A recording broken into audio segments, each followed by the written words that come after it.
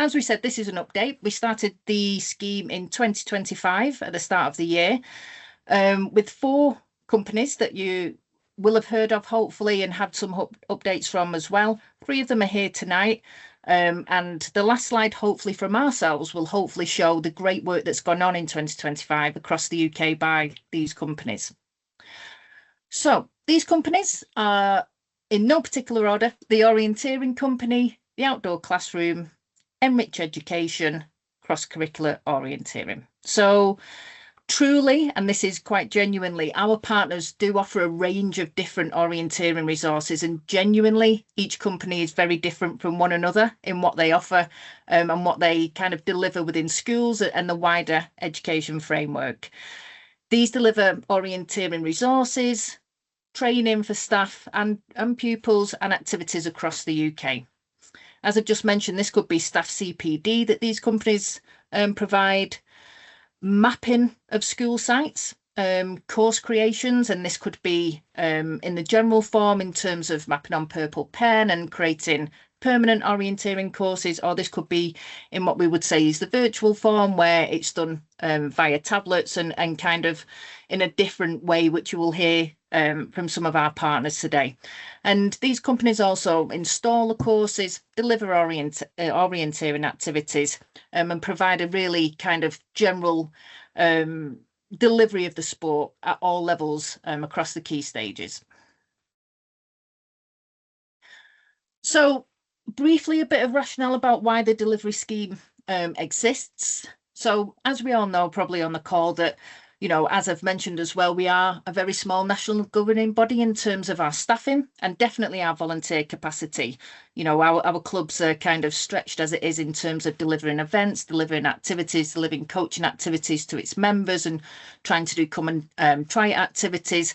And really across many of our clubs across the UK, the truth is that we just don't have the capacity to kind of fill the demand that British Orienteering do get in terms of requests and kind of help emails in terms of kind of delivering orienteering throughout schools. We wish we could. We wish we had the funding of something like British Cycling or, you know, British Athletics, but unfortunately we don't. So the great thing about OAA, which is outdoor adventurous activities, is that orienteering is included in this, and it's taught across the curriculum in many different guises, being an ex primary school teacher myself. But the great thing is that it's back in the secondary PE curriculum, and this government especially, there is a very purposeful drive to expose children to a wider curriculum.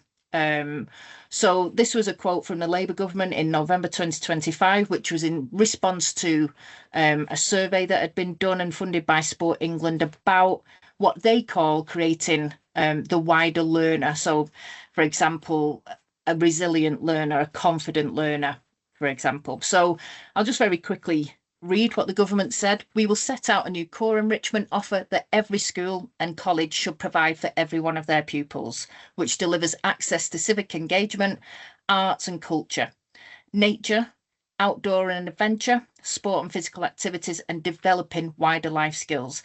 And obviously I'm biased, but there's no better sport than orienteering to deliver a lot of the skills that this government in particular are looking to both promote, fund and reintroduce back to the curriculum, which is great for our sport. So going back to the original title, why the Recognised Delivery Partner Scheme exists. The solution, or the part of the solution, it's not the solution, is that the Recognised Delivery Partner and the 4 companies that we work with identifies trusted, quality assured organisations that deliver age and stage appropriate orienteering, which is vital, you know, in terms of what parts of the maps they're understanding, the kind of staged progression of understanding the sport, and also promoting the sport positively. Putting it basically as the last sentence does, our partners help us reach more young people in more places more consistently. So as I've mentioned, the quality assurance, all of our partners They go through a checklist, and we go through the quality assurance with them each year, each academic year. So this will be against different measures. There's quite a few pages about it in terms of kind of the qualifications of the staff and the coaches that they have, what they are delivering within schools, how they're promoting it, and quite a lot of different kind of aspects to the assurance that guarantees, hopefully, that what they are delivering within the education settings are promoting the sport in a positive and encouraging way, but also in a safe way as well, which is obviously of utmost importance. So this obviously helps protect the reputation of the sport. We have our 4 partners at the moment that we know are delivering quality orienteering activities and promotion within schools. And it's reliable, it's curriculum link provision, it's gaining respect as well from those on the education arm as well. So it's not just that as well, but also we're hoping that we'll wind back a year, and we had our first RDP webinar, and obviously it was quite a new concept, probably a very new concept to a lot of our members in our clubs, but we're hoping that we're now a year in. We're going to have some great updates from the teams in a second as well, but hopefully there's a confidence building from the clubs as well, that the orienteering delivery that's going on across school settings and education settings across the UK is really there to help the sport and aligns with our values, and also hopefully helps prepare the young people to maybe take the next step into a club or attending a club event, which is the ultimate goal of the pathway, really.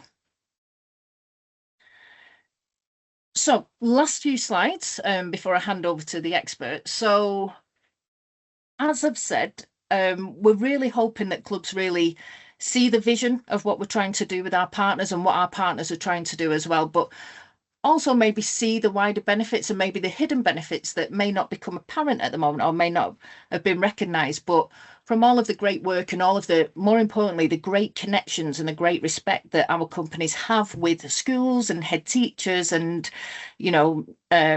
principals of multi-academy trusts, etc., that they're not just getting the word orienteering out there, but there's a real growth potential of your sport and your club that we can really tap into by using our great partners that have access to thousands and thousands of children and teachers and notice boards and email lists, but more importantly, things that we might not realise in terms of event bases. So there are many, many different schools that I worked with, and pretty much I would say nearly all of them, if not all of them, are mapped to orienteering specs. So this could be a great opportunity to try and link with our partners or to just have a friendly conversation about, if there's a college or a further education site or maybe a big high school that's been mapped and would be open maybe to using it for a small club event or using it as a base for an urban event, etc. So there's hopefully things like that that can start happening with a two-way conversation between clubs and members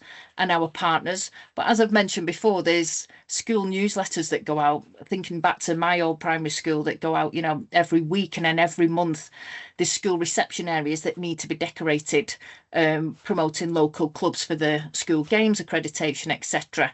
There's plenty of parent communication systems, that instant text to parents for a whole range of things. And our delivery partners do often send out newsletters. So let's encourage our clubs and our members to get their local events in there. Let's encourage people to say, come along and have a go. You might have done it in school. You might have enjoyed it in school.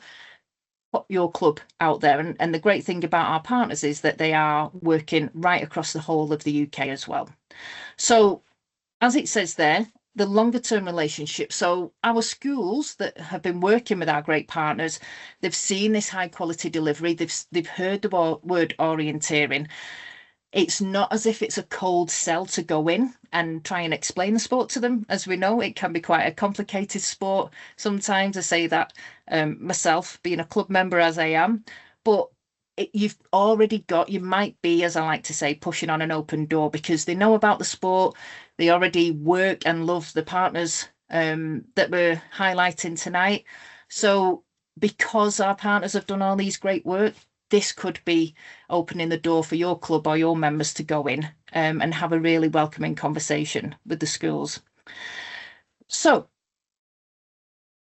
as the penultimate slide, as I've just explained, and obviously these can be seen afterwards as well. So the final slide that I'll show in a second may be a bit eye-opening. That's going to have some figures on about how our recognised delivery partners have kind of delivered across the UK. And it was really eye-opening when we got the figures at the end of 2025 just to see what impact they're making as well. But there is an opportunity for clubs and members as well to work in some places with our recognised delivery partners, whether it's working with our partners to put on a junior session with your club coaches, or it could be to put on a school games event through the club in your local park, for example.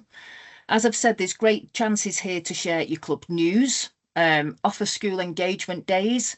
So there's a way here to really kind of grow the profile of your club via our partners as well. So this final slide is an accumulation of all 4 of our partners' data. It'll describe kind of like how many pupils have been delivered to and how many staff have been trained, etc. So these were the final figures from just our 4 partners, just in 2025 as well. So across our partners, there were almost 2,000 schools delivered to, whether that was staff CPD, whether that was schools mapped, whether that was resources created for, whether that was orienteering activities. Almost 11,000 school staff have been trained to understand the sport of orienteering, to understand the sport in terms of its map and its colours and what orienteering does, let alone in some instances of staff CPD as well, how to use Purple Pen to create courses, how to use internal apps from our partners, which I'm sure will be explained in a little bit, how to create courses on these apps, and just really kind of showcasing that there's 11,000 school staff out there now that in 2025, this time a year ago, maybe might not have heard the word orienteering or how to deliver it, but now there's almost 11,000 members of school staff that are now ready, if not already, to deliver the sport in a way that is quality assured. And that figure at the bottom, I think, is the most kind of staggering figure as well, that over 400,000 children across the UK have been exposed to orienteering activities and opportunities from our 4 recognised delivery partners as well. So even if your club just tapped into 1% of these figures, it could have a real transformative effect in the amount of kind of juniors and the kind of wider awareness of your club across the UK as well. So hopefully you've got a kind of a bit of more reasoning about why we've developed the recognised delivery partner scheme and kind of how maybe your club can kind of tap into these people, because they are very willing to have you guys working with them as well, but also just the impact that has gone on already and will carry on in 2026 and beyond, especially with the extra focus on OAA activities with the current government especially. So what I'll do now is I'll stop sharing my screen. We are going to move to our first recognised delivery partner. That's going to be Josh from the outdoor classroom. He's going to give a short presentation on what they do, how they do it, and the successes and the fun, hopefully, that they've had in 2025. So, Josh, the floor is yours. Okay, perfect. Great. Well, thank you, Kay. And yeah, thank you, Joe, for hosting this session. Great to see you all again. Some familiar faces here. Yeah, it's amazing we're talking. It's been a year since we sort of all got together to talk about, what could this look like? And I think it's talking about what we did last year. The purpose of this for us, from our side, I think is, very beneficial to sort of understand what others are doing, understand what the kind of themes are, and sort of share good practice amongst ourselves, which we can all learn from. And so I think these are really beneficial. This scheme is very beneficial for us all to sort of really, in our own way, like you say, Kay, we've all quite unique offerings, but in our own way, kind of all develop the sport. We're all working towards the same goal, and ultimately, yeah, we all win. So yeah, it's really nice to get a chance to catch up. So what I'm going to do, I've got a very short kind of presentation, just a few slides to kind of show you what we've been up to in the last year. I haven't copied Kay's idea, but because the outdoor classroom is digital only, a lot of our kind of feedback and real world information comes from the data we capture. So I'm going to start off by kind of running through. We create an impact report every year, which is available from our website, which kind of broadly shows all the data across the whole platform. But what I've done is I pulled out some information and useful elements from that impact report to kind of highlight what impact we're having and how children are using, I think, the outdoor classroom in the kind of the digital fashion, not just curiously, not just for orienteering, although every activity is orienteering based. We're seeing orienteering being used as a vehicle to teach all sorts of different things, and that's what's fascinating about having a digital system. We can see real world feedback and see all the sessions and see people teaching football, people teaching mental health week, all sorts of there's something like 400 different topics people have taught in the last year using this. But I'm going to keep it short, and I'll share my screen and show you some of the data that we've captured. Let me just, right. So yes, you can see my screen. I assume that's a yes. Yep, okay. We can see. Yep. Yep. I did have a little look through who's in this meeting, so I won't kind of bore you with exactly what the outdoor classroom is all about and what we do. Oops, hold on. But effectively, we're a digital only platform. We take orienteering and we basically make it digital, allow schools and now communities basically the opportunity to do orienteering in very, very much a digital way. Yes, orienteering is, there's a digital side to orienteering as a sport anyway, you use SI equipment, but obviously in the school, what we found is that's quite prohibitively expensive. So our system kind of takes the permanent orienteering course setup and allows schools to digitize that. And the benefits of doing that, setting up sessions are really easy, really quick. And like I keep talking about, all the data that we can capture is all there and readily stored for us. And we can sort of take a lot of learnings. One of the biggest things, or two of the biggest things we kind of worked on the last year, is to break down some of the barriers for teachers feeling less confident to be able to teach orienteering. It's quite a daunting thing. We do in-person staff training sessions, but actually what we're trying to do is make our system more supportive in order to support a teacher who doesn't know anything about orienteering at all to then go ahead and feel confident to go and teach it. So a lot of our system takes the workload off the teacher in terms of the course planning. We've got an automatic course planner tool. The teacher just tells it what they'd like to do and the system does it for them. We still teach them how to actually deliver it themselves, but obviously we understand, teaching, we understand time is limited. So our system, we've tried to make our system as kind of useful and as supportive as possible to make it just build confidence for any deliverer. It doesn't have to be in schools. Like I said, we deliver across communities now, and to kind of give everyone the confidence to actually deliver orienteering as a sport and see that actually it doesn't have to be too difficult to do. Orienteering is not as complex as people, I think, initially think it is. So our data, so let's have a look. So last year, logged in our system, we capture mainly 4 data points. We capture the number of sessions completed. So every time an orienteering course is completed, we capture the time spent outside, because I think that's an interesting one to kind of have a little look at. Number of pupils active. These are all unique numbers of pupils. Obviously, pupils can go out over and over again, but we just look at kind of how many in total our pupils are active, and then the cumulative distance covered. And that's the interesting thing for a lot of our schools. They say, oh, well, our school's too small for orienteering. We don't have a lot of great outdoor space. Well, we sort of say, well, that's fine. You can bring to life any size space because every single activity matters and every single activity is logged on a system. So last year, we had 6,500 sessions completed, 125 total days of worth of activity. A lot of that was boosted by our national competition, which I'll talk about in a second, the Big League. We ran it last year for an extended period. We learned a lot from the year before, and we actually were very lucky, I think, with the weather last year. And so we saw a real uptake in activity during that period, which kind of helped boost the kind of number of days active. And then, yeah, we nearly had 5,000 pupils active last year, unique pupils. Not quite the 400 and something thousand, but we're doing our bit, I think. 8,000 kilometers traveled. Some of this is logged on very, very small outside spaces. And it's just great to see that every single activity contributes towards a school. Every activity matters. So therefore, every pupil active counts. And that's really kind of think what we're all about. I've just done a little annual comparison just to kind of see, how we fare each year, how things change. So 2 years ago, we sort of had 3,000 sessions. We kind of doubled that last year to 6,000 sessions. So sessions kind of incrementally went up slowly, but I think the big league helped boost it last year.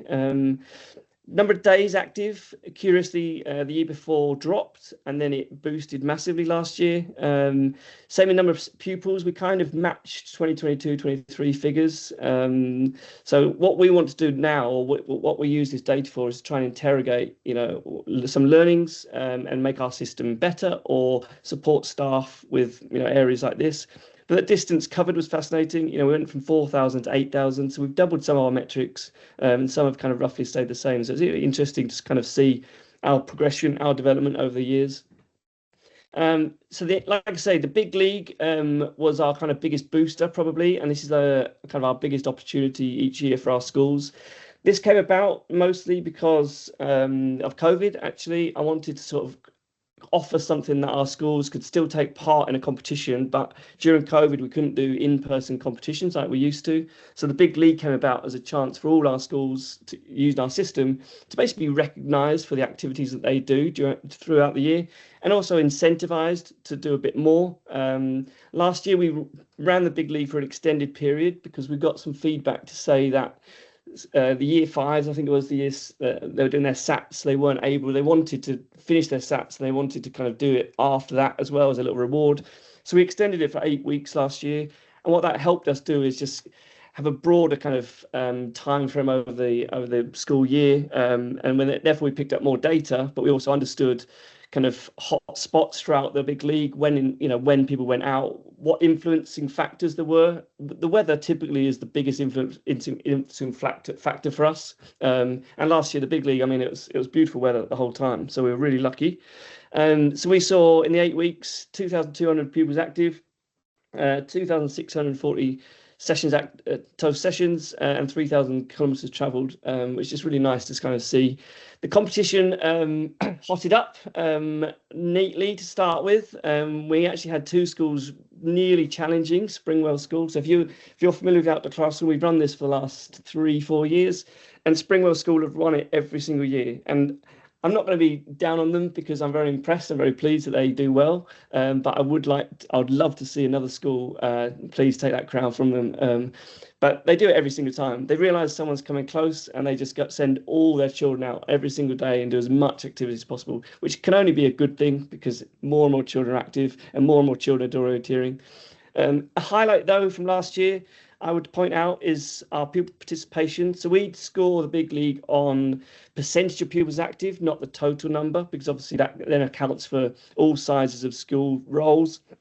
And the school that actually won the pupil participation was a school called Valence School, which is a SEN school, and all the children there are wheelchair bound. And basically they just targeted this competition as an opportunity for their children to take part in a nationally recognised sporting competition. And it was just so great to hear from them, and hear how excited the children were to actually feel part of a sporting competition, do it in their own way, in the safety and the comfort of their own grounds.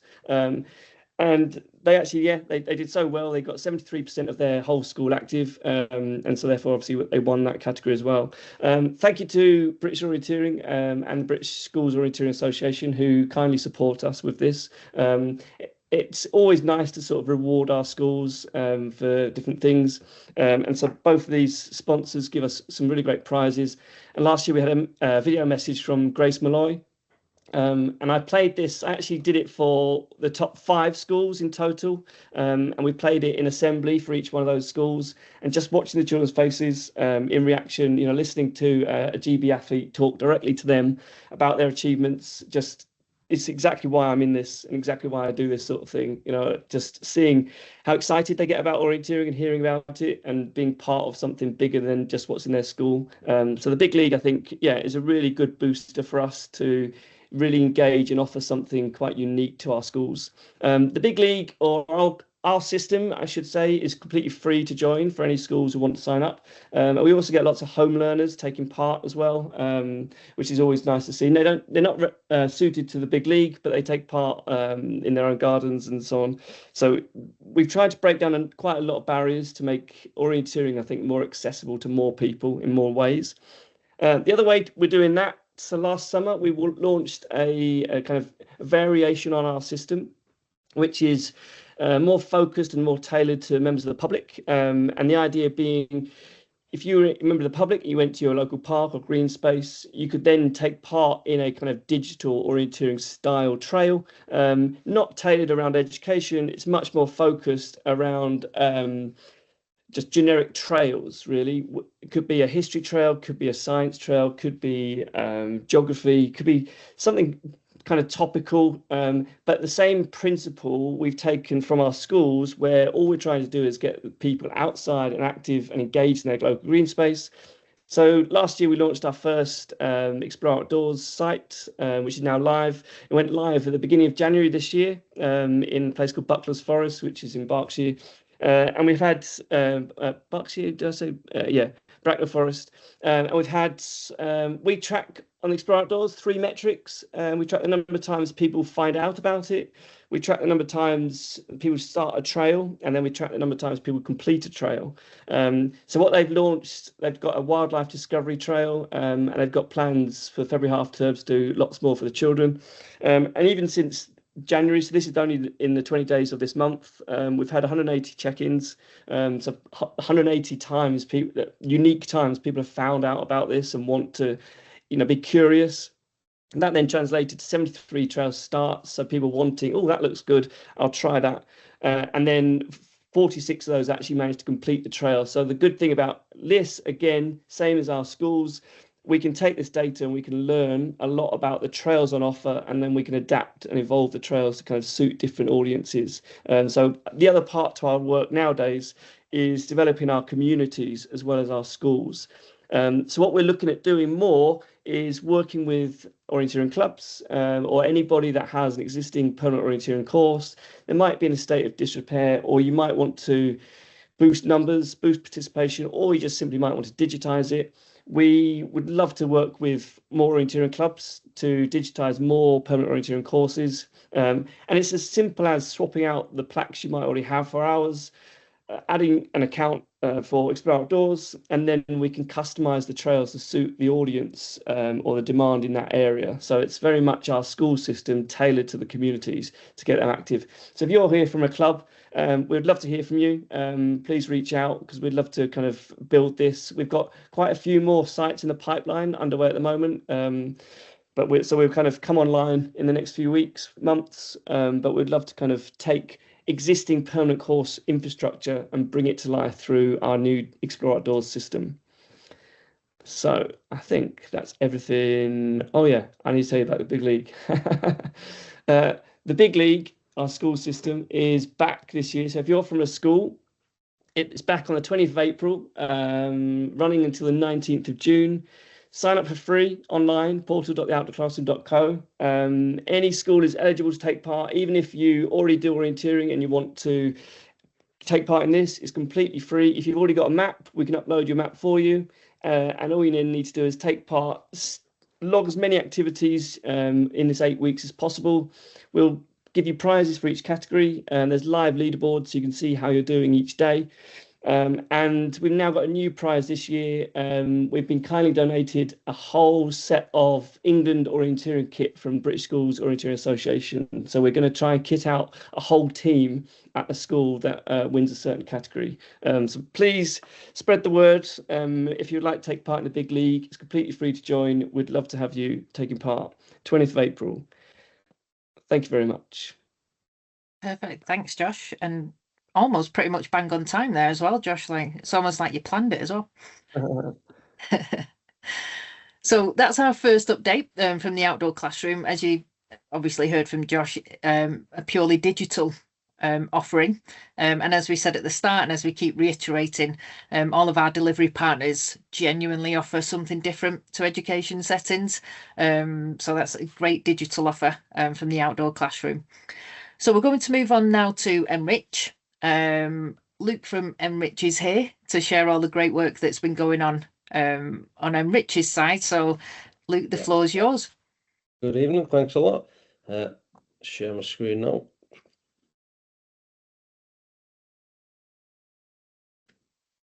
Okay, is everyone seeing the PowerPoint? Seems to do the standard check. Brilliant. So yeah, my name's Luke. I wasn't on this last year, so just a quick introduction.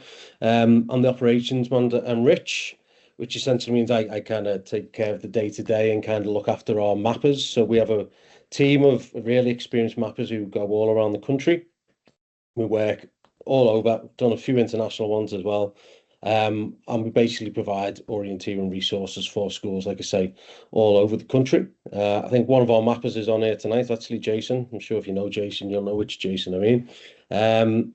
So he's on with us. And basically, yeah, so what are we about at Enrich?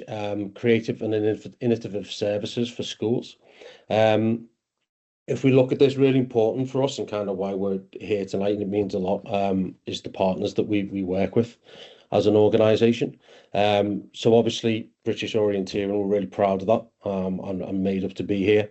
We're also the official school partner for the IOF, and then two other organisations there. I mean, I'm not too sure where everyone's at from kind of an educational kind of background in terms of how things stand. So we're one of only two changemaker businesses for the Youth Sports Trust, and we're a business associate for AFP, the Association for PE. So for anyone who's a little unfamiliar with them, essentially just think of it as their schools go to those two organisations really for advice on PE and kind of how things should be happening within the education sector. So we work really close with them.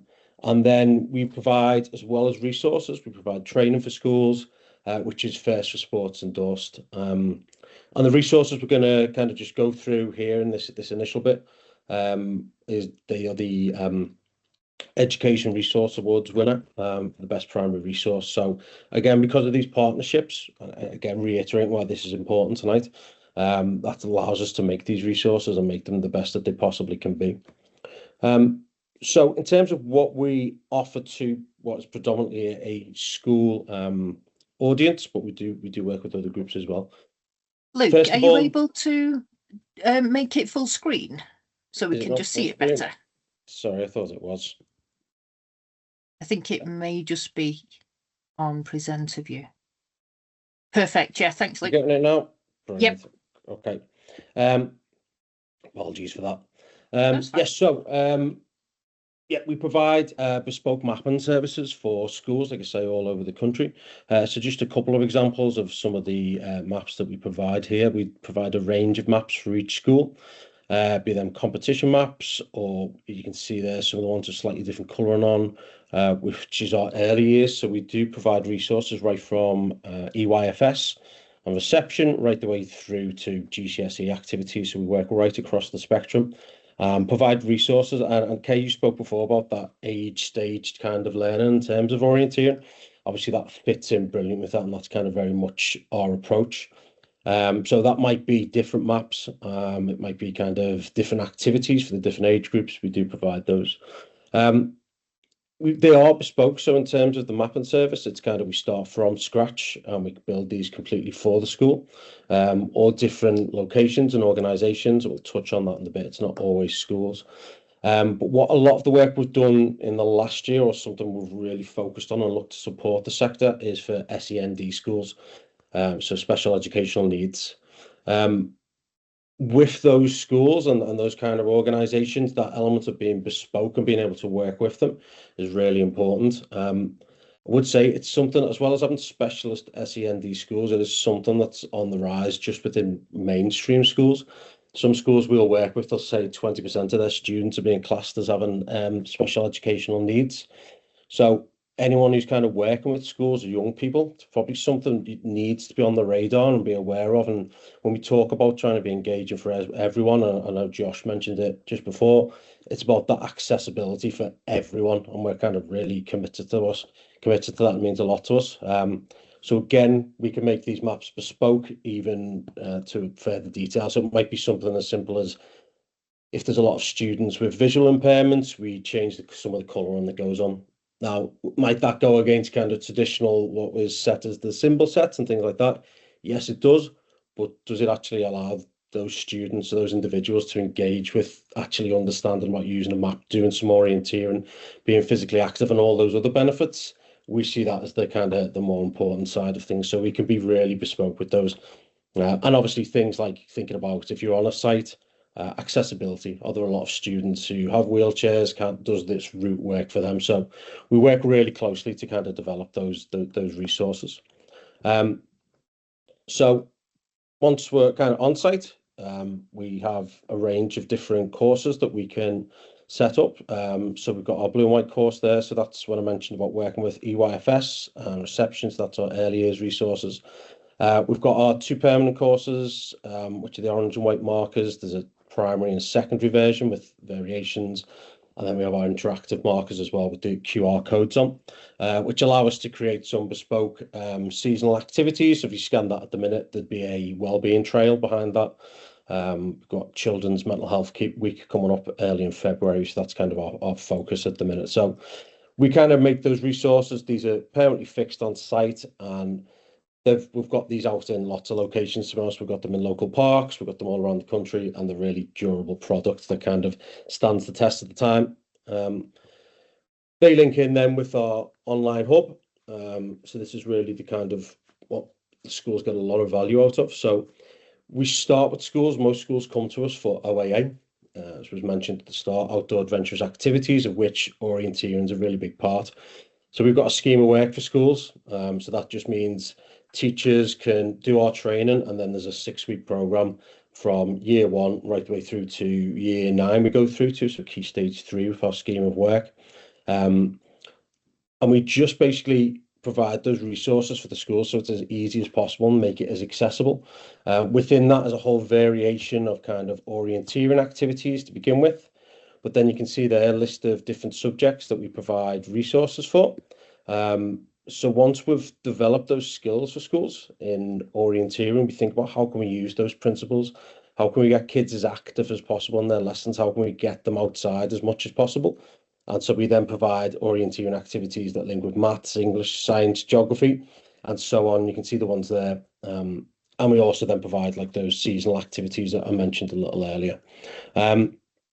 And then the final part of that package is the staff training. So it's accredited by First for Sport, and this is a really important part for us. It's all about sustainability. We don't want to kind of just go in to a school. Everything I've shown you so far, we do that in a day for a school. At the end of the day, we do some staff training, and we leave the teachers with the skills to continue to do orienteering, continue to deliver these lessons and build orienteering into their maths lesson, into their English lesson. So it's a massive part of kind of making sure we think the schools get the value for what they're kind of buying in as our services, is leaving them with the skills and not relying on our external companies to kind of deliver that for them. So that's the training. And then the other element of kind of how we support schools, we do whole event days, a competitive event day where the whole school competes against each other. Where we can set up orienteering in a school that doesn't have our resources, or if they've got our resources, we can kind of really make use of the orienteering courses. And it really is kind of the enrichment side of kind of, we're enrich education. It's really important. Again, Kay, you showed the slide earlier on about the government really putting a focus on enrichment. So it's important for schools and kind of the way things are heading, that we give kids these kind of memories and these days that they don't forget, these activities they don't forget. And I think it's really important to say to you guys in the clubs and stuff who maybe don't have as much contact with schools, once they get into orienteering, and kids do, they absolutely love it.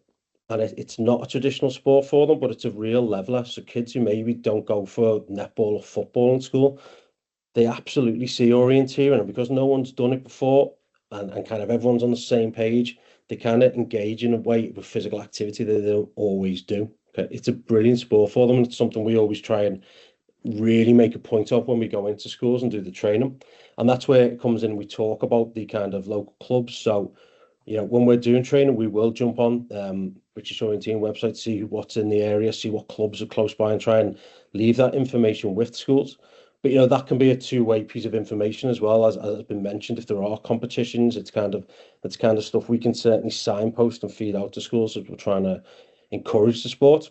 And we encourage it because we see the value that it brings to students and how much they can learn from it, and the physical activity they can get from it when maybe they don't go for those traditional sports. So just wanted to make a point of that those who don't get into schools kind of don't lose sight of how powerful it can actually be in schools, even for the kind of size of the sport it is at the moment.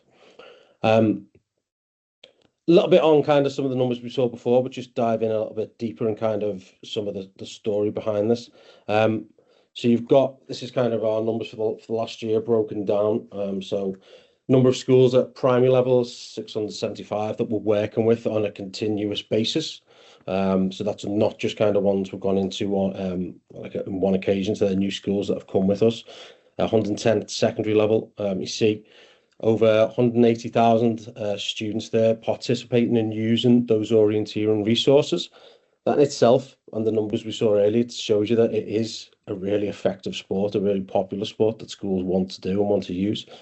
Over 115,000 there at secondary level. I mentioned earlier about a lot of the stuff we do being cross-curricular, and even still that's done at secondary. There is a much more focus on PE at secondary.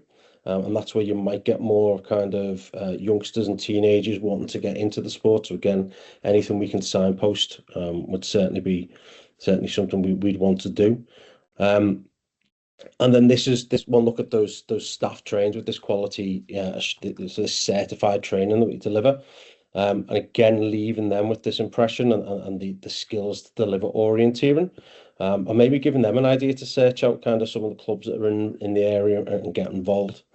So certainly looking forward to kind of how we can continue to support is to kind of, if there are things, get in touch with us. By all means, ask for me. It's probably going to come to me anyway as the operations manager. And we can look at kind of how we can support the clubs in your area, what we've got going on, what schools we can signpost and feed information out to.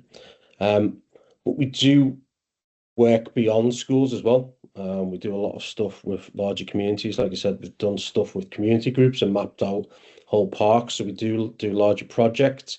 If it's just a mapping project, I think it was through this last year, someone who was on this ran a scout group and we mapped out a whole golf course for them. I say we, Jason, who's on this call, did the actual mapping. I'm not going to take the credit.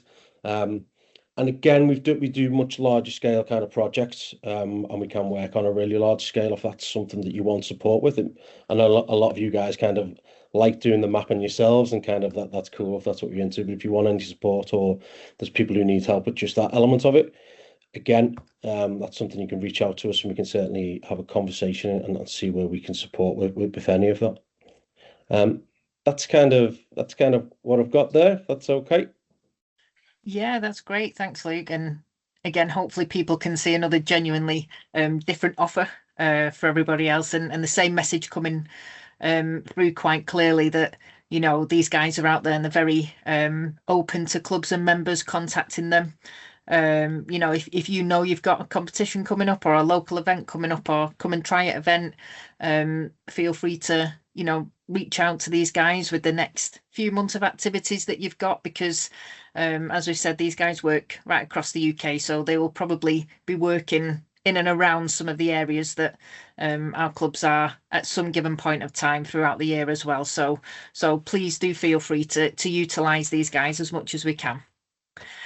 So our final offering tonight, last but not least by any means, is Kelly. Kelly's from Cross Curricular. So Kelly, the floor is yours. Wonderful, thank you very much. I'm just going to show my screen. Okay, I appreciate there might be an ever so slight delay. Can someone just let me know if they can see that full screen? Not quite full screen. Yes, it is now, Kelly. Yep, you're good. Okay, yeah, there might be a bit of a delay there. Well, thank you very much for having me. It's lovely to see a few familiar faces on this call. My name is Kelly Broad, and I'm really delighted to be here to represent Cross Curricular Orienteering this evening. So just to give some background information, I'm the curriculum lead for Cross Curricular Orienteering, have been in that role for about 4 years. I'm a qualified teacher. I hold a level 2 certificate in coaching, and I'm a member of the Thames Valley Orienteering Club. To give a bit of information and just reintroduce cross-curricular orienteering and who we are. Oops, sorry, there's a bit of a lag on the screen there, bear with me. There we go, that's a bit better. So we provide the resources, training and support to teachers to confidently deliver OAA, specifically orienteering, as well as across the wider curriculum, with the focus of being able to do that within their school grounds so that they can positively impact outcomes through outdoor learning and movement. So in a practical sense, this might look like a bit similar to some of the other partners, mapping of school sites, installation of courses, providing a range of different sets of markers that can be used across different subjects and also allow for use in different locations across the school grounds. Staff training, both in person and online. And we have well over 1,200 lessons on our portal for schools to use, and that's designed by qualified teachers so that it meets the national curriculum, so it is useful for teachers to use. And we also host experience days where our qualified teachers run the sessions with the pupils, and also the school staff get an opportunity to team teach alongside us as well.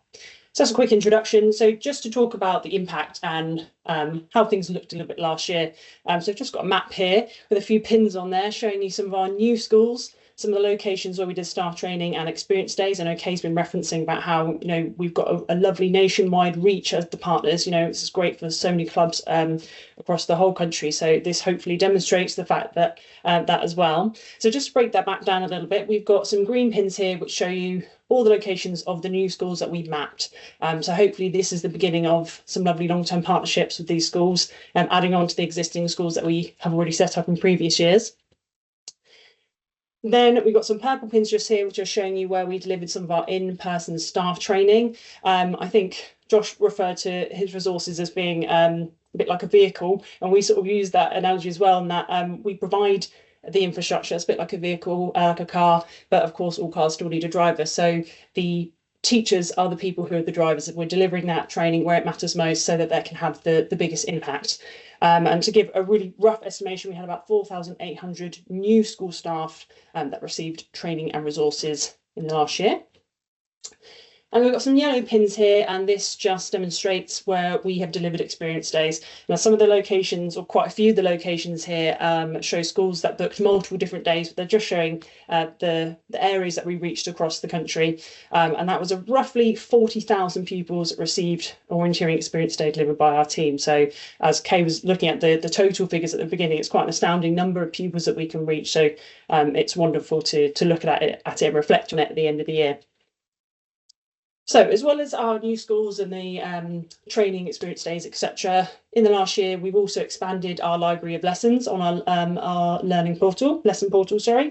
In 2025, we found that our user logins had increased by about 32.5%. So a bit more engagement on the portal. You know, there's more things for people to use, which is wonderful. And I am very quickly going to pass over. I didn't mention at the beginning, so I've got 2 glamorous assistants that are joining me this evening, which I'm very pleased to say. We thought, what better way to talk about our impact and the ways in which we've been working with our schools than to have some school contacts on the call. And I'm just going to pass over to Jill.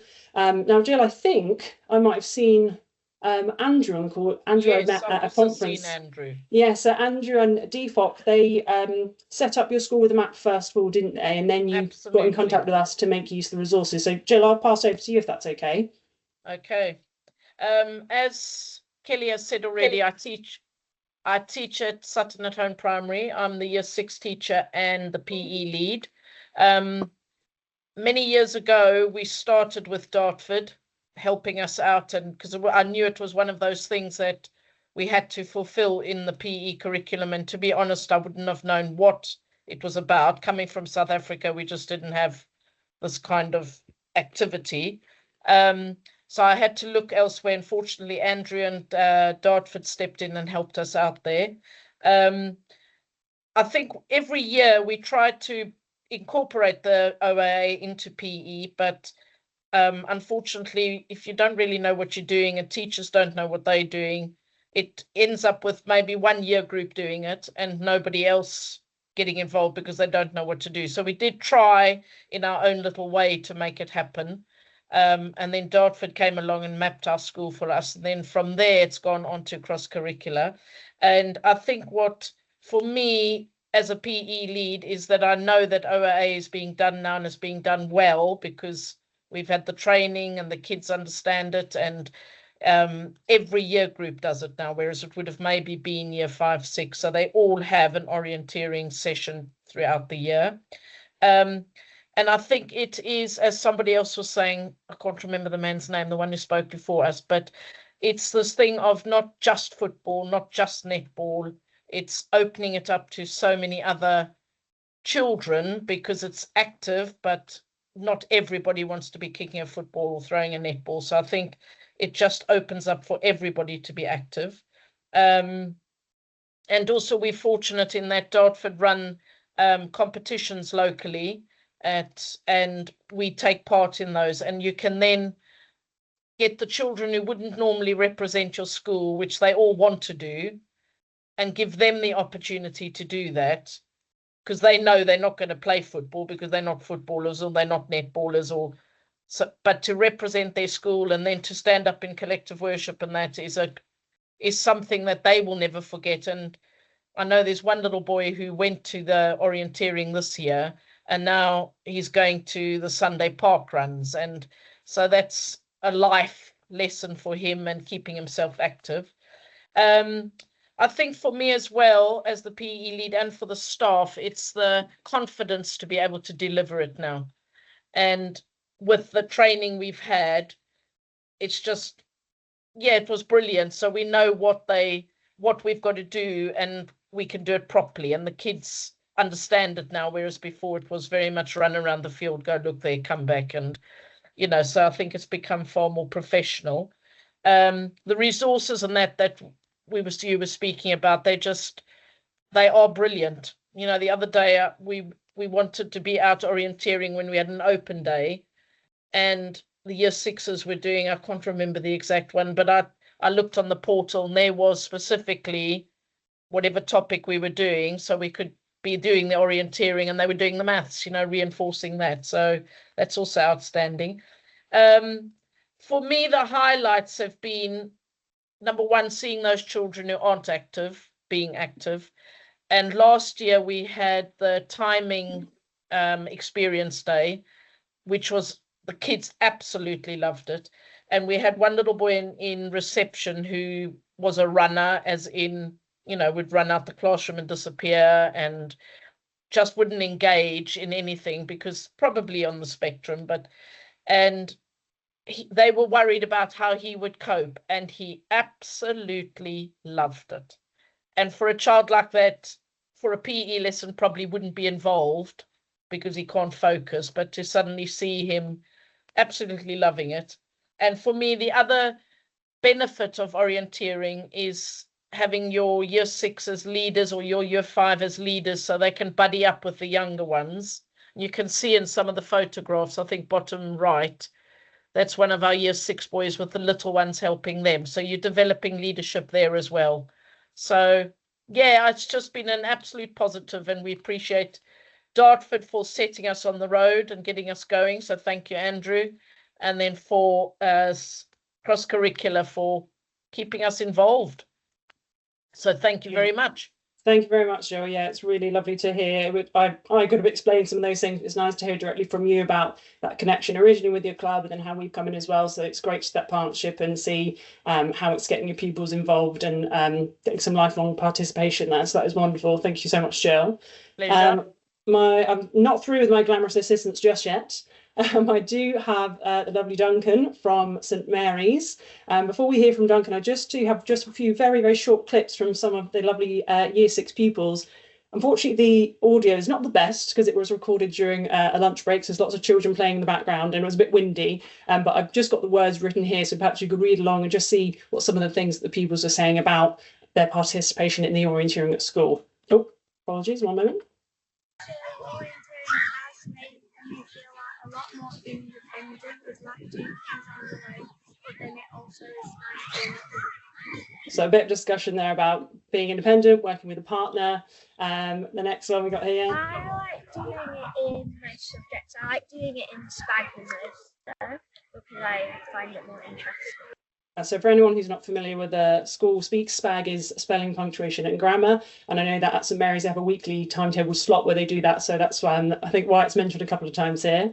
Orienteering has helped me in maths by you can do like multiplication whilst doing answering. And then lastly. It makes you learn a lot more in SPAG because it's more fun. You're not just sat down at the desk. And I like that one particularly, talking about not just being sat down at a desk, you're getting pupils outside for their learning. So I'll just hand over, if that's okay, to you, Duncan. I've seen you're on the call somewhere. If you wouldn't mind just commenting a little bit further on what your lovely pupils have just said in those short clips. Absolutely. And sort of build on what Jill was saying, it's so nice to see so many different pupils active in this, and we've got all our pressures of the curriculum that you've got to get in, but having cross-curricular giving us so many different ways to keep our children active in all of the subjects, and SPAG's a key one there because it can be a little bit dry doing the grammar side of things, and seeing them enjoy it so much. And then that independence that they were talking about, we're very blessed with our grounds, that there's a lot of space for them to go around, and through something I'll talk about in a moment, we've got to a point where the pupils can be trusted to go off on quite a wide expanse. They know what they're doing, they're going to do the activities, and they come back. And that independence, they feel great. They get a great sense of satisfaction from that. And that stems all the way through school. And that's really come from, we've always wanted to do orienteering. We've done it for a while at school, but it wasn't great. Like Jill was saying, it's usually just 1 year group with somebody who's interested. We got in touch with cross-curricular, and with the mapping that was set up, that was absolutely brilliant. That was a perfect first step. And then we were very keen to make sure our curriculum was progressive, specifically the orienteering curriculum all the way through school, to make sure that when they got to year 5 and 6, the skills that they had there were sort of very robust and strong and suitable for outdoor activities. So that means that by the time they get to me, I know that they could do all aspects of the orienteering. And when we go to different sites on our trips, we can still use those orienteering skills wherever we are. Just moving on my side there. What's also been incredibly useful is, again, as Jill was saying, you got your teachers and they've been trained, but we have so many different aspects that we get pulled in each direction. Having regular contact with cross-curricular just helps refresh all of our staff, and the resources and videos that we've got for each different aspect of orienteering and then the cross-curricular lessons has been really, really helpful. I think that's one of the biggest things that's allowed our school to carry on doing orienteering weekly and throughout the entire school. We're not just sort of sitting back on that, though. Our next steps really, but we know we're doing some enjoyable things at school with the orienteering and the cross-curricular learning, the active learning. But now we know it's about trying to link up with some of our local clubs, I believe might even be on here. And it's been brilliant to sort of talk about these ideas with cross-curricular, and we've been starting to signpost the pupils, but I suppose that's our next step really, is looking at how to get more engaged with our local clubs. And I find it one of the really sort of reassuring aspects is that we've got cross-curricular there to help us make that next step, which is where we sort of want to take ourselves. So that's it in a nutshell, really. It's just great to have the support of professionals like yourselves to make sure we're going in the right sort of direction. Thank you very much, Duncan. Yeah, that's great. It's just, as you've just said, it's, we're getting these pupils exposed to the sport, getting them involved, and as I'm about to go into in just a moment, talking about that next step and easing them into outside of the school gates and their participation out there as well. So just got a couple of final quotes on here, just a few more examples, or two more examples I wanted to show you from a couple of schools that are not live on the call, but we've got a quote from John Lindsay here at Wilson CE School, and got some screenshots from their social media just showing how they're doing it quite regularly. They said, "We love cross-curricular orienteering. People are always excited to use the course, and staff love how versatile it is." I know Luke was just saying about how as soon as the pupils do the orienteering, they love it, and we see that, of course, as well. The links to other subjects such as maths help to enrich the wider curriculum. We've noticed a real improvement in the children's use of maps, and the fact that the whole site's been mapped has enabled us to use and adapt it for all sorts of lessons. And this picture just in the bottom right here, the school actually came up with that lesson, I think it's to do with the Psalms in RE. So that was wonderful to see it being adapted and used in all sorts of different ways. And then finally, our last quote here from Molly from Lilleshall Primary School. We've got some photos on here as well. And this photo just at the bottom, we can actually see our very own Catherine from our team wearing a lovely Santa's hat for one of the themed days. But Molly said it's made a real difference at Lilleshall Primary School. What used to be a limited offer before CCO is now a well-used resource from Key Stage 1, Key Stage 2, the permanent course embedded across the curriculum, enriching learning in a truly active way. We've enjoyed theme days, seen staff and pupil enthusiasm grow. It's become a popular and valued part of our school life, which is wonderful to hear. Which leads me very nicely on. Oh, one more slide I forgot about. Sorry, some other achievements from last year.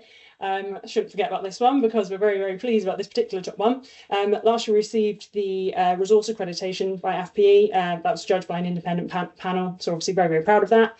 We delivered at conferences and to delegates all over the country. We also worked with the University of Cumbria, raising the profile of orienteering for the next generation of teachers, which hopefully is having this trickle-down effect that we're talking about to get pupils and get people into the sport. And we were a finalist at the Teach Primary Awards. So all of this really is encompassing to looking ahead, looking at how we're making these connections that we've been talking about the whole way through this call. So really looking ahead, we're looking to sustain and extend the impact we already have. Just got some screenshots from our portal here, which is one way in which we try to direct our schools to local clubs. So cleared signposting there. We also offer that in our follow-up emails after training and experience days. And as I just mentioned, we're looking now to really try to encourage schools to get pupils and families and teachers as well involved in orienteering outside of the school gates. And as both of the other partners have also explained, we very much welcome people to get involved. If there's any collaboration you'd like to do for any events or any CPD, then we do welcome you to get in touch. And I've got one final little clip from lovely Freddie, which I thought rounded up the presentation very nicely. Would you like to join an orienteering club outside of school, do you think? I think it would be quite fun actually, because it kind of links with the stuff I like, and it would be good to do it with other people that I don't really know. That was a very sweet little quote from him. I think it'd be quite fun actually. So fingers crossed. Who knows? By the next time we meet, Freddie will be well into his local club and getting involved in the orienteering. Would you like to join an orienteering? Apologies. That concludes all about our impact and looking ahead. Thank you very much, and thank you very much to Jill and Duncan for joining on the call. I appreciate your time. Great, thanks, Kelly. And I think a great example to finish off really about how just keen our partners are to hear from clubs and to push the sport as well. It really is kind of a collaborative. We don't want it to be kind of an us and them kind of thing. We don't any kind of suspicion of what's being delivered across educational settings. Hopefully, as you've seen tonight across all our partners, and I must mention we do have a fourth partner, the Orienteering company, run by Michelle Riley. Unfortunately, she's out training some staff CPD herself tonight, so she can't make it, but she's also a great company that we work with on the scheme as well. But like I said, we want it to be a collaborative. We want clubs and our members to reach out to our partners and for it to be a two-way street. Share information, whether you've got interested pupils, whether you've got an event coming up, as you've seen there on cross-curricular site, there's the availability on the portals to add information as well. So you've heard of all of the thousands of pupils and staff and school that have been kind of activated and enthused about the sport in the past year. So can we get our clubs and and our events out there to these pupils that are obviously, as we've heard tonight, absolutely loving the sport? So let's let them know that there is a sport outside the school gates as well. So I think apart from a quick Q&A session, so I think Joe's been monitoring that from afar.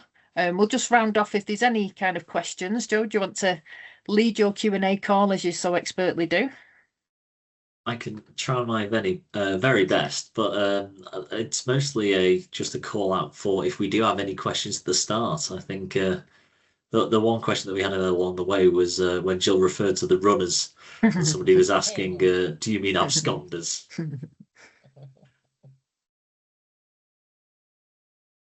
Yes, Andrew, we hand up for you. Like to unmute. We'd just like to comment. Firstly, Jill's done superb work at Sutton at Home, and just for those that are clubs, Jill, you remember you took the initiative to come along to a club event to see what it was like, and therefore part of the pathway to know that it was a safe environment and that the children were enjoying it, and the pupils would be well received.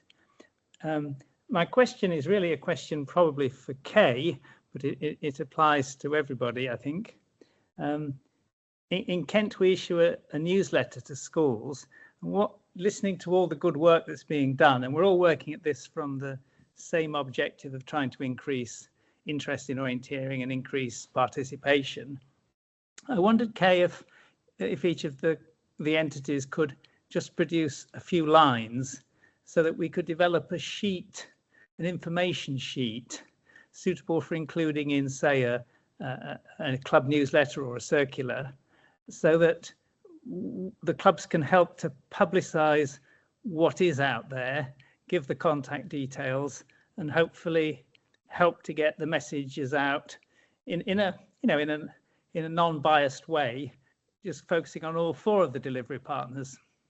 Yeah, absolutely. I think that's a really great idea, Andrew. Obviously, we do share the information in our members' newsletter, quarterly, etc. But to send it directly to clubs, with a bit of information of all our partners, I think that's a fantastic idea because, as we said, we want it to be a two-way street. We want, we're asking our delivery partners to be promoting the sport and delivering it in a quality assured way. But at the same time as well, I think equally, us as clubs as well should be promoting our partners. And, I'm sure I can think of many within my own club that are based in education settings and teachers themselves that could probably, do with a heads up that our RDP scheme exists. So I think that's a great idea, Andrew, and I think that's something that all our partners would be very happy in sharing and us sending out to clubs. It's kind of like a bit of a press release really for them to just send out themselves.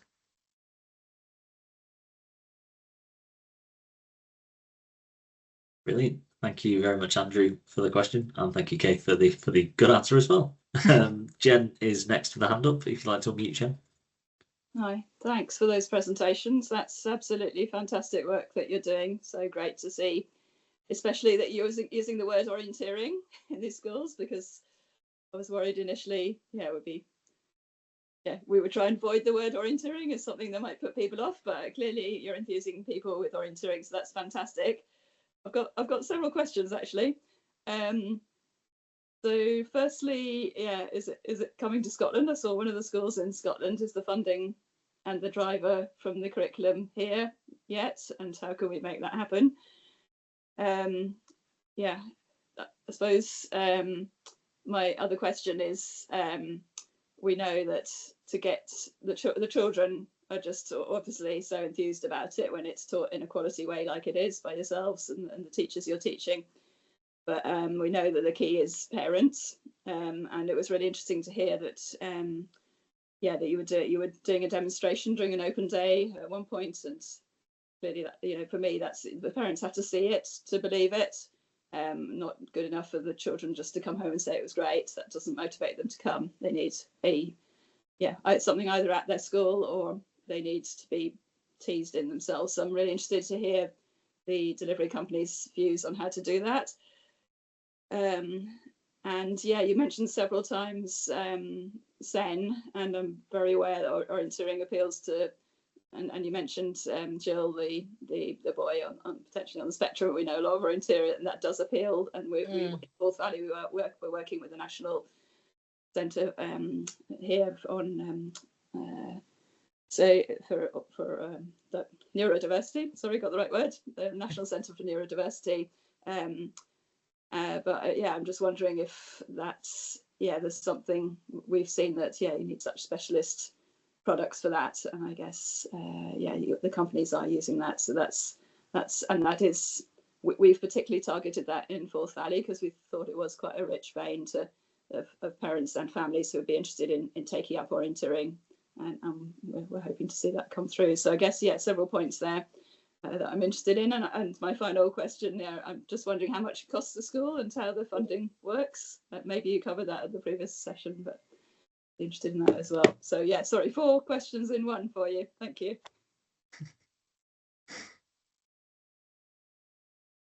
I'll open the floor to any of the partners. The first taker. Yep, go for it, Luke. I'll just jump in on a few of the points, maybe. So Jen, did you say you're in Scotland? Is that right? Yeah, we're in the central. Yeah. From our point of view, we work everywhere, all over the country. So we will go up to Scotland. Just to give some context, schools in England get specific funding towards PE sports premium. That is not something you get in Scottish schools. But there are often other little pots and smaller bits of funding that can be applied for, and that's kind of how some schools have done stuff with us in the past, or just kind of all different ways, or they've kind of taken other parts of the school budget and allocated it. So just on that point, they don't get a specific pot in the same way that schools in England do. We've certainly worked with schools up in Scotland, so there are options there, and it's often sometimes in smaller areas and in individual pots. You mentioned well about the SEND and kind of worked with specialist autism schools and things like that. I suppose what I'd just say is we've been doing quite a lot of work on this, and if there are club members who are just looking for a bit of advice or something like that, or wants to pick our brains, then get in touch. You can share some ideas of how what we've found working with schools. It's hard to give like a broad piece because the needs of students are so diverse. Sometimes you kind of have to go into things quite open-minded, be willing to make those adjustments, like some of the stuff I mentioned earlier on. But I think it'd be, if there's something specific, certainly I'm happy to have a conversation with anyone and kind of share some of those things that we've found. Just like to jump in as well on that. In regards to the comment you made about parents, I think totally agree. Actually, we do obviously so much work with staff and pupils, and they see it and enjoy it and love it so much. But like you say, actually, if you want that participation outside of school, particularly with young children, they're going to need to be taken to events. They need parents to be taking them there, and that is definitely a challenge that needs to be had a look at. From our perspective, we've run a number of sessions, after school sessions, where schools have opened it up and said parents come and have a go, with varying numbers of parents that attend. Sometimes you still find that even if they're already there to pick up the child, they're very busy, particularly parents of young children. You don't always get such a large take up on that, but that could be something that could be focused on to try and get more participation into clubs. So I think that's a very valid point and a good one to bring up. So thank you, Jem. Yeah, if I could complete the set. Hi, Jen. Josh, Jen from the Outdoor Classroom. Our system, I think, appeals or caters for kind of a mixture of learning needs, just because of the way questions are presented. So when they scan one of our plaques, questions can be presented as pictures, video, audio, or text, and that kind of allows the teacher to kind of customize that to their pupils individually. We've definitely got good examples of some of our schools that just do audio trails. They're obviously with a guide doing the map reading, but then as they're going around, they're listening to things as they're going around instead of. So there's different ways you can kind of present content. Still technically doing the orienteering. And then in response, the children can respond in similar fashions. They can take pictures, video, audio, text. We've also got a sketch pad they can draw. So we're kind of trying to look at ways in which the kind of the content or the activities can be kind of offered in a kind of more inclusive way. In terms of the kind of mapping, that's one of the big things we've done this year, is really look at an orienteering map and how do we declutter it in some ways, make it more accessible, make it easier to understand for kind of a novice or a beginner, because a full orienteering map, as you know, especially up in Scotland, very complex, lots going on, and actually a lot of that information beginners don't need. They don't need necessary contour detail. They just need handrails and line features. So because our system is digital, we've worked on a kind of layering system where our mapping is done now kind of in layers. So what that allows us to do is actually remove certain layers for different users. It's still in trial, but that's the route we're going down to kind of make things a little bit more inclusive and accessible. And in terms of answering a question around cost, our system's free. I think you can't get much cheaper than that, in the sense that we basically offer it for free so that you can take part in the big league, and that's for all schools, including in Scotland. The free version, though, obviously there are some big differences between that and the paid version, but it's a great way that any school can actually make use of our digital system and take all their learning outside and still take part in orienteering. And if they haven't already a map already, we can always make use of that, because the free version typically uses a satellite image of the school, just allows the school to set it up themselves. But if they've got an orienteering map, we upload that to the system, just a way that we can, because we understand budgets. And yeah, we don't work necessarily, I haven't worked necessarily in Scotland, so I'm not aware of kind of your setup, but that's a way that kind of we can support more learners with a free version.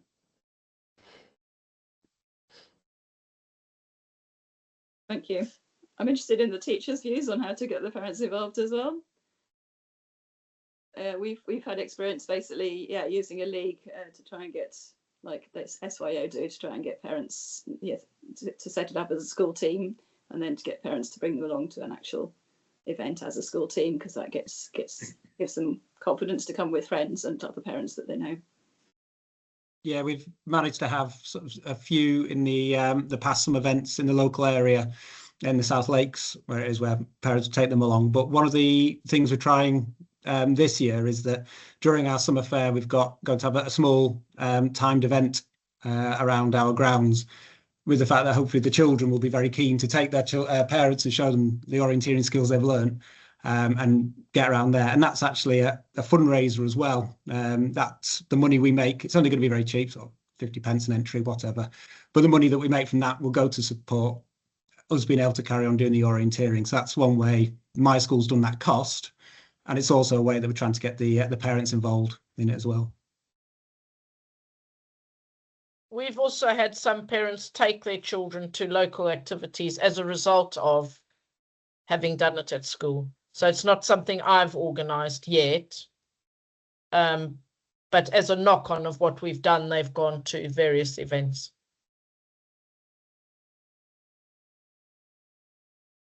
I think also there's I think Jason in the chat has also been talking about some of the things for parents as well, saying that Wessex are giving free memberships to parents, and some other ways as well. I don't know, Jason, whether if I might pick on you a little bit here, if you did want to unmute and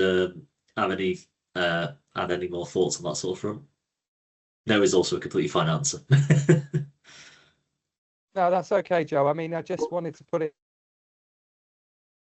I work with Wessex. We've talked to them about actually making it free, and then if you turn up on a Saturday to a event, you offer them a free membership for the year. They've come along, they've made the effort. There's thousands of people making the effort to go to park runs and park run children, and it isn't actually that much trouble to give that sort of benefit for clubs to get to doing their local events. You're not necessarily, if you're in a club, you're not necessarily doing a big forest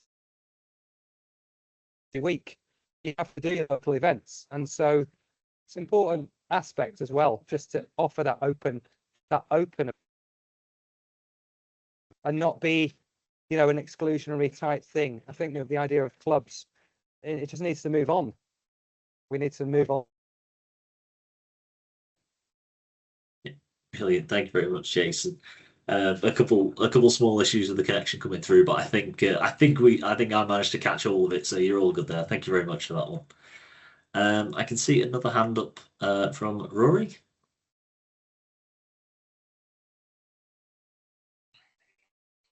Yeah, I'm dialing in from Canada, so obviously it's a very different world than what you're dealing with there. I run the school program in Ottawa, and last year we ran about 2,000 students through our program in local parks. We've mapped about 70 parks in Ottawa, and we have partnerships with the two biggest school boards, which includes free teaching for the teaching clinic for teachers and professional development days and so on like that. And we also have a leadership program where schools can borrow our SI equipment and have a senior student set up a maze or an obstacle course in a gym and run the junior students through it for the day. And we provide a bit of guidance, some sample, maze designs and things like that, but they do all the work instead of the teachers. And it's starting to ramp up, but it's a problem of identifying students who will take this on as a project. I mean, again, we supply the equipment. The students design the courses. They have their friends set up in the morning and take it down in the afternoon. And it's quite successful, but it's not as successful as it might have been. But going back to this program with the partners, I presume there's some central government funding for this, or that schools can tap into in order to bring one of the partners to your school. I'm just not sure how the funding works there.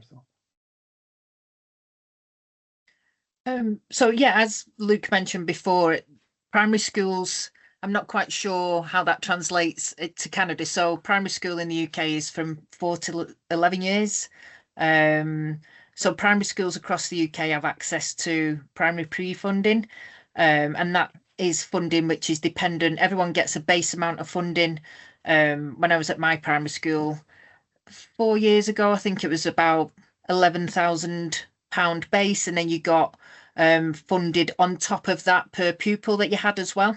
So my old primary school was quite a large primary school, so we ended up with circa about £20,000 per year. And it's supposed to be ring fenced to help deliver kind of staff CPD and improve the PE and sport offer for PE primary schools, and again that's across England. So there's a real kind of tightening up of that funding at the moment across the school boards in terms of they're really cracking down on what it's being spent for. Whether it's going to continue again in the kind of near future is still up for debate at the moment. We've had like a change of government in the past 18 months, so that's kind of thrown things up in the air, but the funding's still there. However, it doesn't translate, like we said, away from England, and it doesn't translate into secondary school as well, which is 11 to 16. And there might be a sixth form college on top of that to 18 as well. So as Luke mentioned before, it's not like there isn't money within school budgets if they're not receiving the primary PE budget. It's just that it's a lot harder to come across these days in terms of other things that are taking up the school budgets. But it's not in terms of the cost of the RDP partners and some of the cost of other sports and buying in supply teachers. The cost is a real minimal fraction of what schools spend, or what my old school used to spend anyway. So okay, that's helpful. Thank you. Thank you very much. And I'll go back to Andrew with his hand up. Oh, you're still on mute, Andrew. Just a question following on that, what Kate said, just of the delivery partners. The secondary schools, as Kate said, don't get any budget. And yet several of the examples were from secondary schools, and there's a lot of potential in secondary schools. Now it's in the curricula. I just wondered what range of source of finance you're seeing to be able to offer this the services that you provide?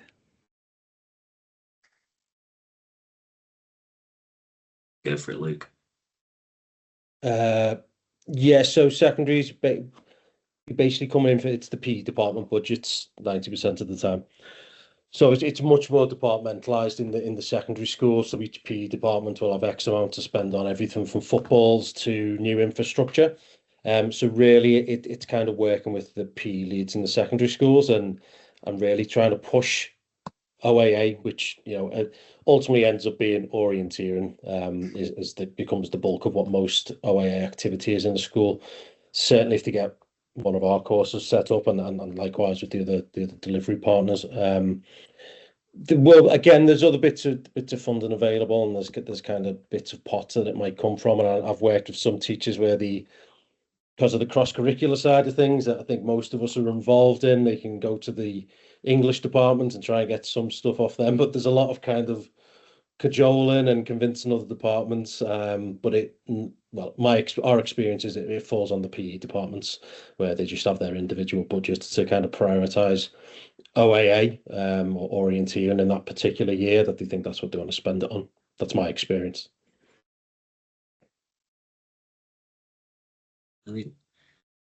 Any other takers? Yeah, I just have to agree with Luke. It tends to be a lot more to do with the departments rather than the school as a whole when it comes to secondary. So yeah, it's often the PE department, sometimes the geography department you're looking at, but yeah, it's exactly that. They look at the PE funding. Sometimes they can pull from other places. In terms of what we offer for secondary, we offer obviously a different packages, different resources available for secondary to try and meet the fact that it's approached slightly differently. But yeah, like we say, it's mostly looking at the PE leads and working with them. Yeah, one of the schools I worked with, for instance, there was no budget in the PE department. They managed to get a contribution from the Parent Teachers Association, so it was quite hit and miss. I think what I will say, just as a final comment, maybe, is that I mentioned it at the start of the webinar, and I'll mention it towards the end of the webinar. Ourselves and all of the partners here, we're part of the AFP Association for Physical Education. We're part of Youth Sports Trust, and we do know that there is a real push and a real kind of new respect for OAA across government and and policymakers, that within it's happening now, but within the next 5 years there is this real push to create the rounded learner, as they call it, and orienteering sits perfectly within the sport. And we're seeing it when we go to Youth Sports Trust conferences, they're talking about OAA. We're seeing it when we speak to AFP, we're seeing it when we speak to Sport England. There's this real, and as Luke says, it is OAA, outdoor adventurous activities, but it always reverts back to orienteering, thankfully, or most of the time it does for us. But there is this real kind of renowned push for the sport now, and recognising, as everybody who's presented here tonight, the wider kind of benefits it brings, not only to children and young people, but to adults as well. So yeah, I'll say that there are positive notions about the sport, right from government level down, which is fantastic. I'll follow up with a comment and then a final question. Jason mentioned that it needs Kay, you and I need to push the government to get O back on the GCSE assessment choice. I'll put you in charge of that, Kay, because I think any minister who'd have to listen should be in fear. And the last question is from Jen, how can clubs find out which schools are getting recognised delivery partner work in our area? Is there a central list of schools already involved, held with British Orienteering or elsewhere? And I'll ask Kay first. Not a central list, but that's not something that we can't kind of create in our database going forward. As we've said tonight, we want everyone to be linking together, so it makes sense to kind of, push our clubs to our partners when they're working in specific areas. So that's definitely something, that we're going to take going forward, in terms of we're asking everyone to collaborate together, but maybe us ourselves centrally, we need to put the tools in place to do that, to enable that to happen. the easiest way possible for everybody. So yeah, I think that's a great comment and something we'll definitely take on board and action. Excellent. Thank you very much, Jen and Kay. With that, then, I will look to wrap things up here. A huge thank you to all of our recognised delivery partners for attending and for the presentation and holding up very well against some very interesting discussion in the Q&A. It's always tough being up at the front in these things. And yeah, just a huge thank you again. It's really nice to see all the great work you've been doing and also seeing the results from that as well. And hope to see you all again this time next year when I start bothering you again to come and show off all the wonderful work you've done in 2026. Just as a little self-promotion of what's going on at the moment with the development conference, we have 2 sessions next week. One on Tuesday, which is growing your club, hosting events for juniors and beginners without the pitfalls. And on Thursday, we have safeguarding in practice with the NSPCC, discussing low-level concerns and codes of conduct. You can also see the first 2 sessions, which we had last week, on the British Orienteering YouTube channel. You can go directly via YouTube, and the website should, by tomorrow morning, have the links on there as well. A huge thank you as well to Kay for pulling all this together and for all the ongoing work with partnerships. It's always a pleasure to see what's going on and get a little look under the lid. And thank you all for attending this evening. It's been really good to have such an active chat and really good Q&A as well. So thank you very much from me and everybody else at British Orienteering, and I hope to see you again on one of the ones next week or in one of the other sessions soon. Good evening, everybody. Bye-bye.